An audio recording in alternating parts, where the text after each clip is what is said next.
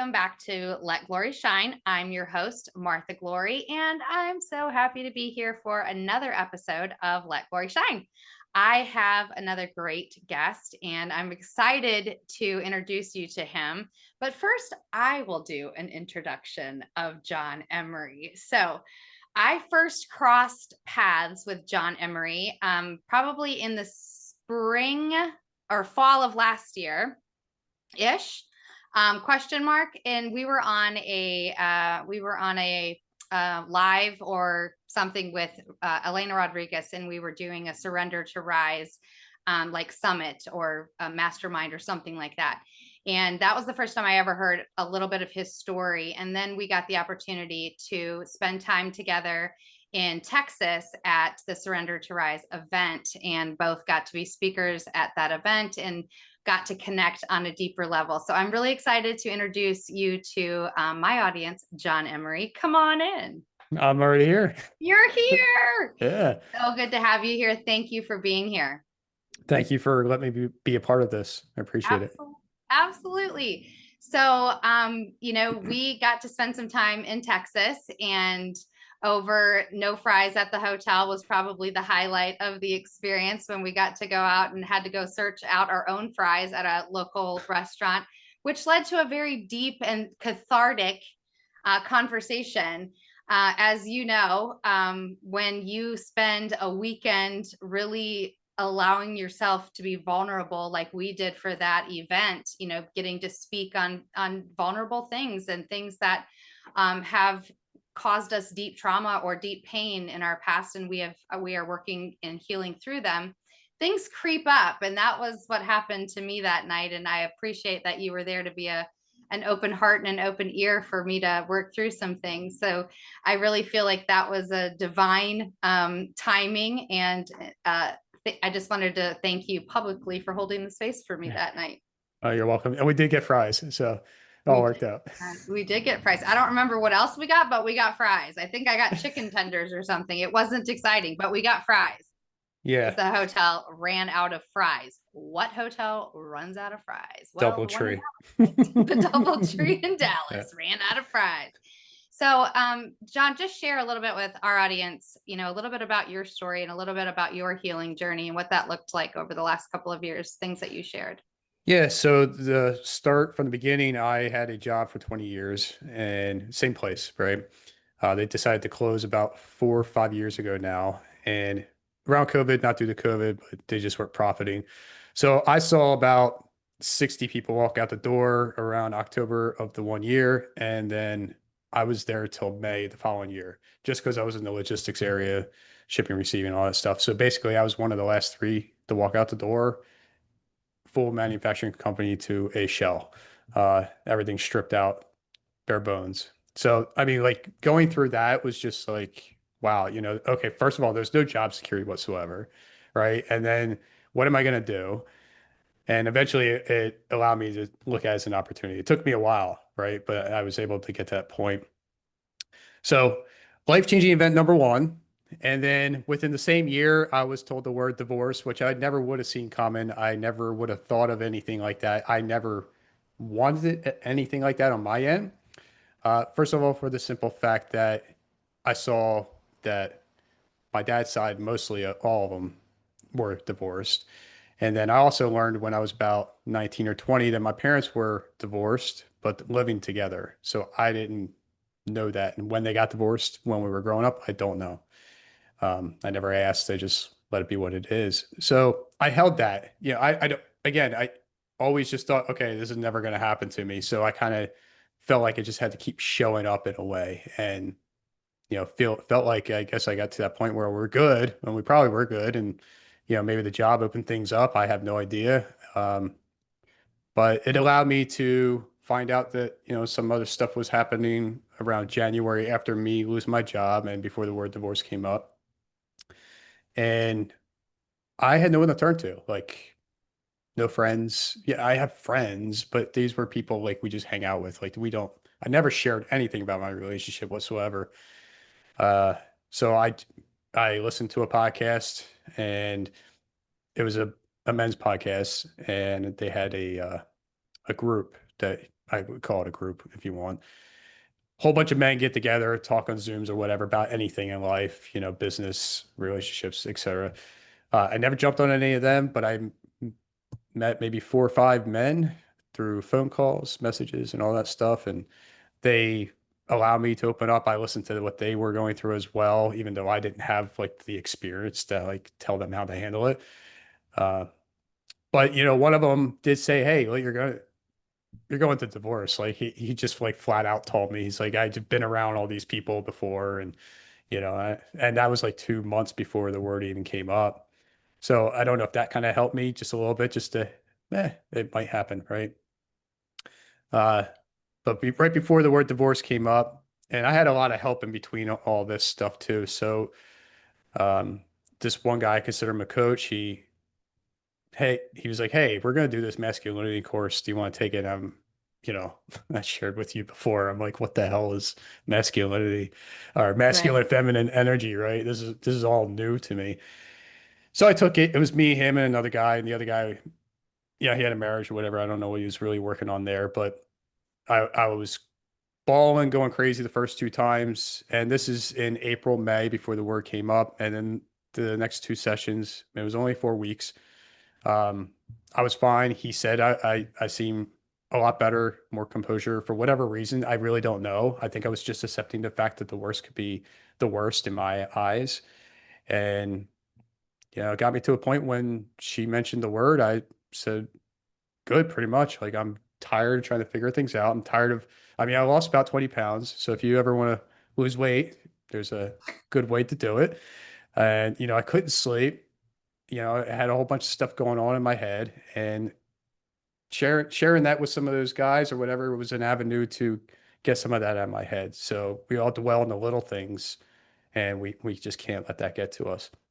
So life-changing event number two within the same year, with the word being mentioned, right? And then ultimately we wound up filing eventually. But that's that got me to like, what am I going to do? Where am I going to go? And I had to travel the whole avenue of mentally, physically, spiritually, relationships, and working on myself in business and finance as well. So that's a lot right there in the story there. So I mean, feel free to dive in anywhere you want.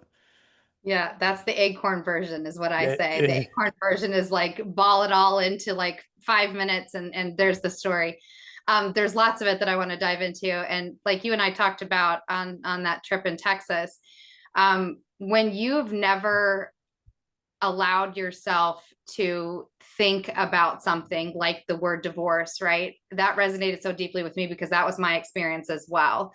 Things in my marriage had been not great for many years, but there were other things that were more important, right? My own healing journey, taking care of my kids, my job, there was, and so I never explored that word because in my family, we didn't have divorce. And I had been through a cult and my parents had stayed together, right? Like, so on both sides of my family, we didn't have divorce. And so I didn't want to be the first kid to get divorced. And so I never allowed myself to explore that word. And so, and it was like when I went to counseling, when he and I went to counseling together, like neither of us ever brought up that word until I did. And once that word is said, you can't undo that word. There's just something, but I had already done, just like you, I had done a lot of processing before I ever said that word. I had already mourned the loss of the marriage. I had already mourned the loss of the friendship, right? Like, and the family unit as a whole. I had already gone through this process of mourning. So when I finally did say the word, it was like, okay, we can move now because I've already done the processing, which wasn't fair for him because he had never considered that, right? He was a creature of habit. He would have lived like that for the rest of his life because we were great roommates. We were friends. We coexisted lovely together. We didn't communicate great, but we coexisted well, especially once I was on this healing journey, right? So it hit him really hard when I brought that up, but he went into this overdrive of, okay, well, if this is what you've decided, then we're going to make it as congenial as possible. And, you know, it ended up being that way. But I want to ask you, like, do you feel like you had processed it before it ever came up because you were doing these other things, the masculinity course, the men's grouping? Because I think that's a huge part of understanding growth and processing and of healing, right? Is when you have that time. So tell me, how did that transpire?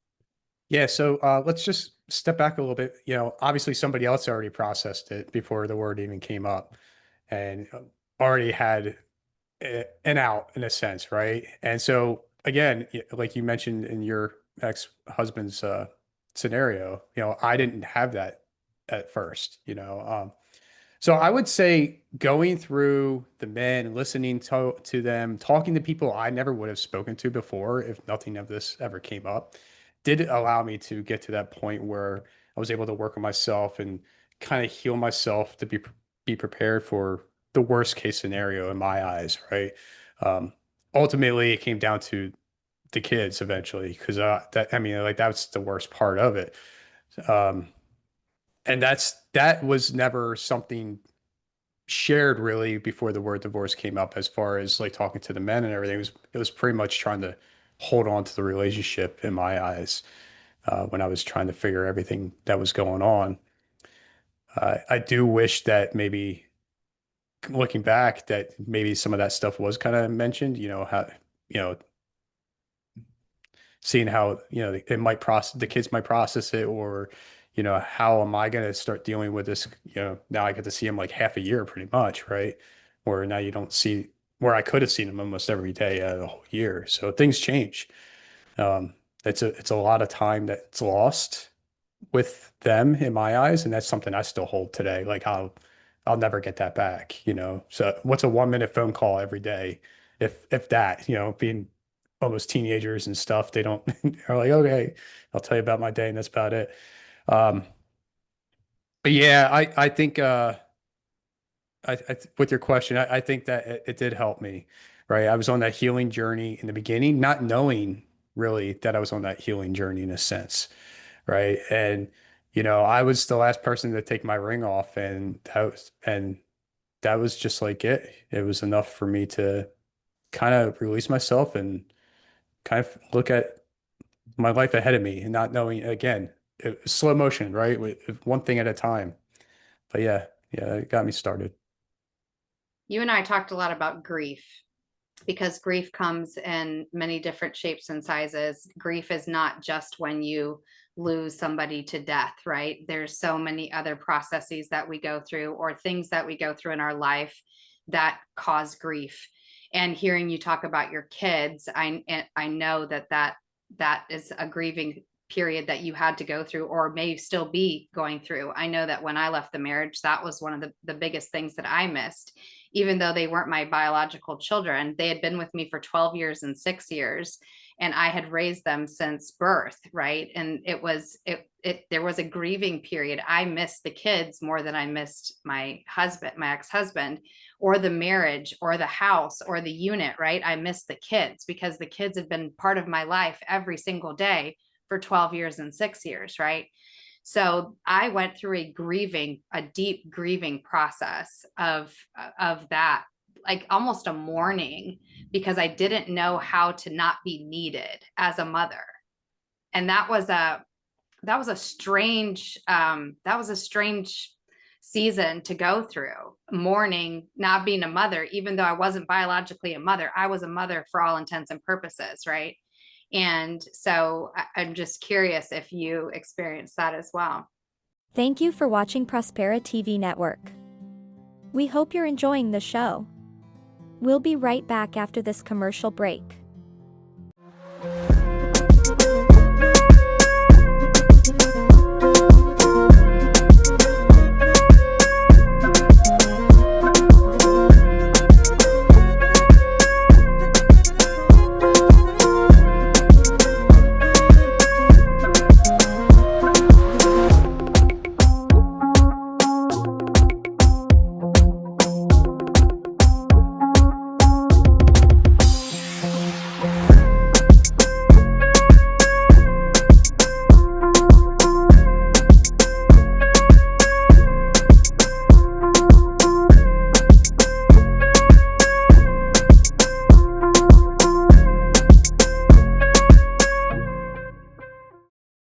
Yeah, I would still say it's still pain grieving to me as of this day.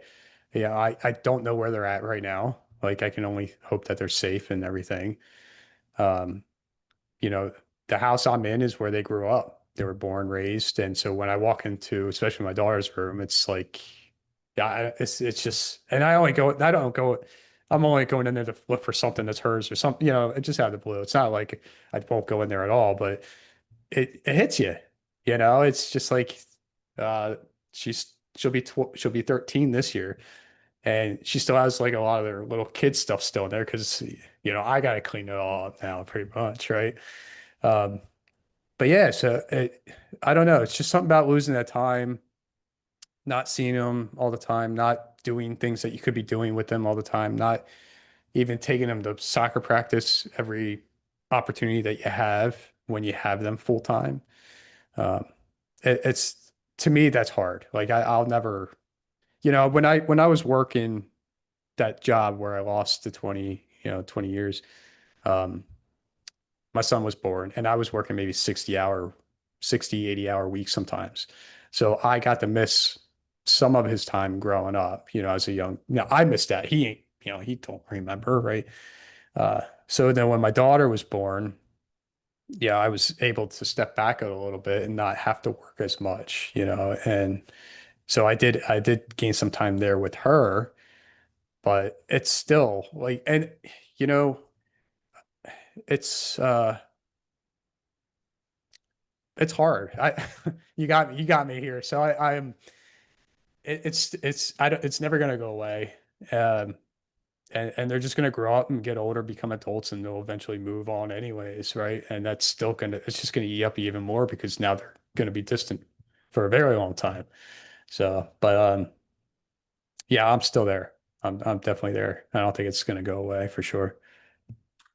I think for me, as I processed the grief and the mourning phase lessened, then when I did see them, it became like super intentional, right? Like I became super intentional about the time that we were spending together, what we did during that time.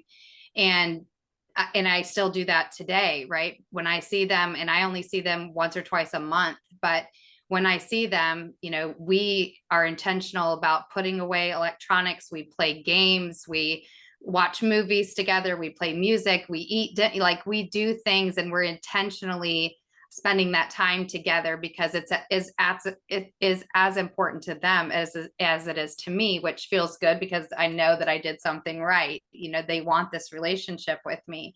So I'm just curious as if that has happened to you as well, or what other kind of coping mechanisms have you put in place in order to deal with some of this heaviness? Yeah, I would love to say that I could wipe all that stuff away, but with me working, coming home, doing podcasting, all that stuff, I'm like always busy. So they're always like doing their own thing too, which is kind of tough. Um, the one thing I will say is I tend to take my daughter out a lot, like shopping with me when I go shopping. So there's a lot of time one-on-one there. And then my son's a little tough because I don't really want to leave my daughter home alone. I'm just not there. I don't know if I'll ever get there. Um, so, so I can't really take him out one-on-one unless, maybe his mom's got her or something like that. But I do try to sit down and at least have a dinner with them, whether they're hungry or not. We all sit down at the dinner table. It could be even 20 minutes. And just go around. I do try to hold where we talk about what we're grateful for. I can't say I'm perfect. They're not perfect either, as far as remembering. They don't, it's one of those things they just don't, Yeah. what is this, dad? Um, and then in that case, Martha, it's also hard to hold something like that when there's two households and they're trying to learn something here, something over here, and then so they're getting juggled back and forth. And I don't know what's being taught over there, but I'm sure there's kind of pushback in their minds. What should they receive in and interpret and do in their lives? Um, I do try to ask them to go for walks with me when I walk the dog. It doesn't happen all the time, but we do. All right, so we'll try and do pickleball. My daughter's in soccer, so maybe we'll go out and kick the ball around. My son likes to just throw football, but something like that, hiking, like that's become a thing. I went with the Valley Forge for Father's Day, and I made them walk. We walked for about, I don't know, 3 hours, 6 miles or something like that. Yeah. Yeah. Luckily it was a little overcast. And so if flip flop, if it was really hot, my son would be complaining, but my daughter wouldn't have complained because it was such a long walk. And yeah, but, it's getting to that point where, my son's more like, yeah, let's go on a hike, you know what I mean? And so I drag my daughter sometimes, but that's what I try to do. Try to get him outside and do something like that. And you're making memories, right? Like that at Yes. the end of the day, you're making memories. They're going to remember those walks. They're going to remember pickleball. They're going to remember that dad was present when they were around, right? Like, and that's the best that we can do, because this isn't ideal. When we get married, we don't sign up to be halftime parents, right? Like that was never in the contract of being like, well, if this all goes to crap, like we'll at least be half. No. And so it's like, okay, how do we make the best of a crappy situation? And I think that that's what we're trying to figure out, right? Like, just how do we make the best of a crappy situation? So let's fast forward. So what are we doing now, John? What are we You doing mentioned now? podcast, but tell the audience what you're doing now. All right. Yeah, so I still have a full-time job, and then I come home and I podcast. So I have a podcast called Life's Checkmark. People come on and share their journey in their lives, just like Martha did, and just see where the conversation kind of takes us. So real, authentic, honest, open, vulnerable conversations. So I've been doing that for about 2.5 years now. It'll be 3 years in November. And it's just been one of those things where I just like started just to understand how other people get through things, not to create an audience, not to monetize. It slowly get to that point. But that was just the beginning. And I've been doing it since and meeting people like yourself. And I just been enjoying it. So that allowed me to open up a coaching program to help others start a podcast, because I hesitated for 6 months after somebody told me just strip audio from these old Facebook lives I had, which has nothing to do with the podcast. And I wound up doing it, and it was so easy. And then that got me started. Uh, but I've been coming across all these people that been wanting to start one 3 years, didn't do it. People that have all these scripts, but they just never went for it. And it's probably the lights, camera, and um, the microphone and everything that they're all just pretty much scared of, that they just have to get over some fear. So I created a coaching program for that. And then the podcast community, I have Podcasters Hub. So there's 34 podcasters in there at the moment. And we just meet, talk podcasting. There's been things where people create stuff outside of just that group as well. Um, there's a few people that are starting the podcast that are in the group, and others like myself have been doing it for years. And then I've been having special guests come in, like I have one coming in tonight. So sharing their experience, and everybody can dive into it. I had one woman the other week on YouTube, and just sharing all these little tweaks and stuff that she does for other clients, right? And so we were able to learn from what she had to offer. And one of the members, he said he started to implement something. I'm not sure why. He never really said, but his views went up, so he was excited about that. So that's what I started doing. And outside of that, it led me to speaking. It led me to running my own event back in January with 5 other podcasters as speakers, and then and I'll be in 3 books this year. So yeah, it's just been a game changer, life changing. Like again, it was something I was never expecting. I never saw myself as a speaker. I'm still introvert. When we were at dinner, like you spoke, I didn't speak at all. I say that in a laughing manner, but yeah, that's what I'm up to. And I have plans for the future for next year, but I'll leave that, back. For another episode. Yeah, yeah, For 'cause another episode. Awesome. another episode. I love it. Yeah. We'll bring you back for the next Oh yeah. episode. I love that. I love that you're just like, making the best of a crappy situation, right? And you found a passion that you had no clue was even something that you would be good at or that you would enjoy. And I think oftentimes our mess ends up being our message, or the things that we felt were the hardest things that we've gone through end up becoming our purpose or our mission or our vision. And like I going through my healing journey, I fought God when God was like, you're going to write a book and then you're going to talk about it and you're going to go on stages. And I was like, me, God, no. And I'm an extrovert, as you know, but I had also had this mindset of like, no, I'm dyslexic, and no, I don't speak well. Right. And I just had these like fixed mindsets that were not true, obviously, because I'm a great speaker and I wrote a book. Um, so, but you have to like let go of those things and step in, right? When God's saying do. And I fought for years until I was finally like, okay, I surrender. I can't keep fighting this. And if I fail, I'm going to say, told you, God. And then I didn't fail. Right. And then I liked it. And then I enjoyed it. And now I'm writing 2 more books. And so it just goes to show, like, sometimes you just have to dive in and allow it to unfold as destined. So I love that. Thank you so much for being on my show today, John. It's been a pleasure to always get to have a conversation with you. And I close every show with the same question. What does it mean to let John's glory shine? What does it mean to let my glory shine? It means to just keep moving forward, not to quit. And if I do quit, then it's going to, show that my kids that they can quit something in their lives, whatever that is. Right. So that's why I'm just going to continue to do what I'm doing. Real quick, when my son found out I was in that one book, he's like, "Oh, congratulations!" Not knowing that he would be all excited for it. So that's the part. You just keep showing up and just keep moving forward. So I don't want to quit. I love that. Don't quit. Love that. Well, we will be back same time, same station next week, Thursday at 7 p.m. on Prospera TV. We look forward to seeing you then. Thanks so much. Have a good night. Let glory shine. Let glory shine. From the ashes I rise. Every scar a story, every tear baptized. This is my freedom. This is my climb. Let glory shine. It's the power inside.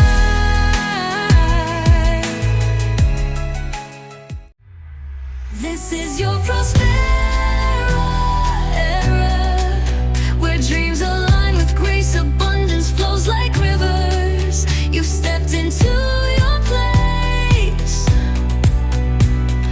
Rise, reign, and remember, you were born to shine.